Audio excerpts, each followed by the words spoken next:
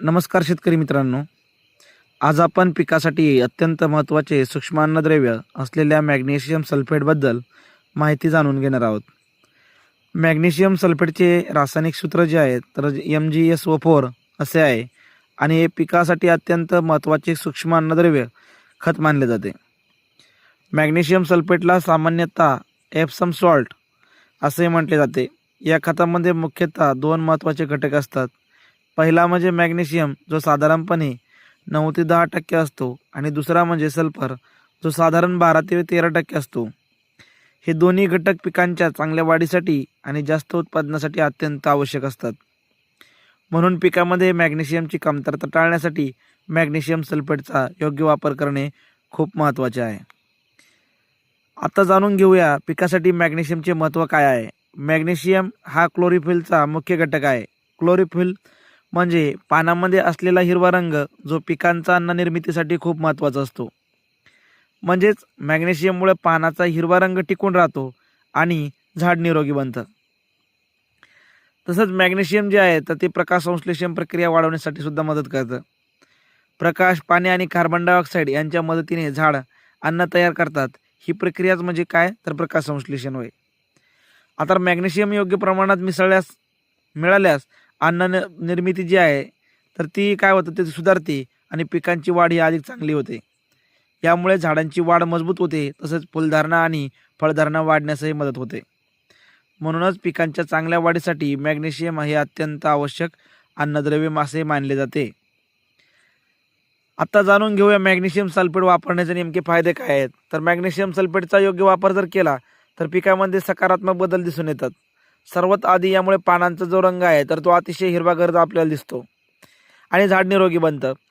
तसंच मॅग्नेशियममुळे फुलांची संख्या वाढण्यास मदत होते, ज्यामुळे पुढे फळधारणा सुद्धा चांगल्या प्रकारची होते.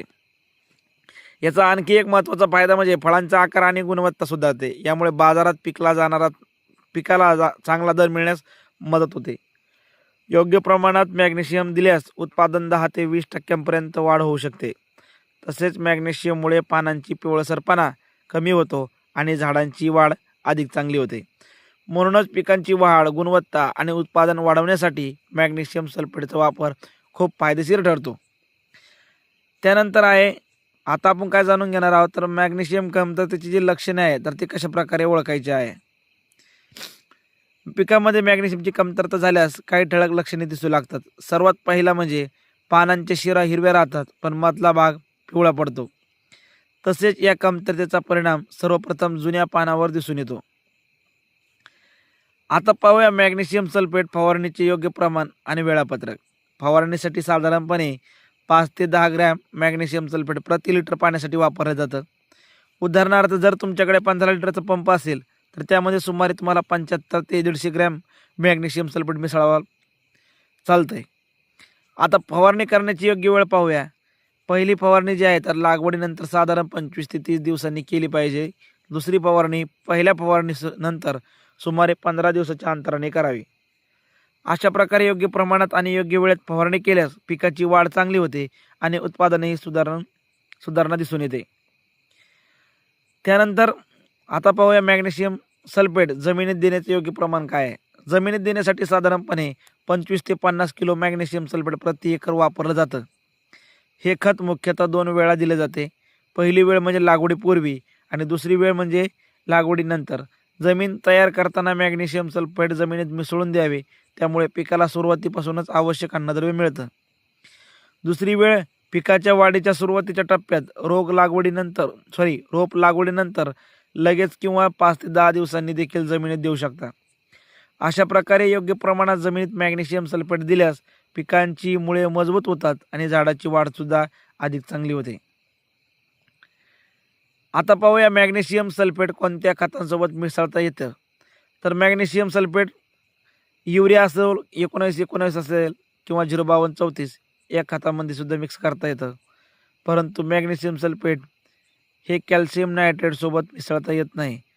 ही गोष्ट तुम्ही लक्षात ठेवा, कारण ही दोन्ही खते एकत्र मिसळल्यास रासायनिक प्रतिक्रिया होऊ शकते आणि फवारणीचा परिणाम कमी होऊ शकतो. म्हणून फवारणी करताना योग्य खतांची निवड करणे खूप महत्त्वाचे आहे.